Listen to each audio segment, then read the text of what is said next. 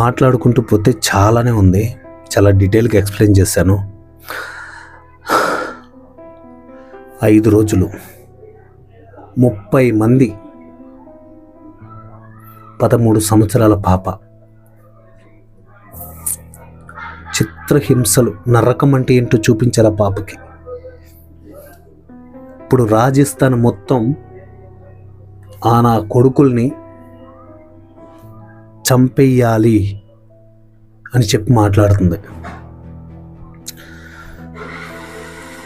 కోపంతో బూతులు వస్తున్నాయండి. 13 సంవత్సరాల పాప ఏంటి, 30 మంది ఏంటి, 5 రోజులు ఏంట్రా? మీ ఇంట్లో మీకు అక్క చెల్లెళ్ళు, తల్లి చెల్లెళ్ళు, పిల్లలు లేరా మీకు? ఆ పాప ఎంత నరకం అనిపించుంటుందిరా. ఆ పాప హాస్పిటల్లో చెప్పిన మాటలు వింటే నరికేయాలనిపిస్తుంది.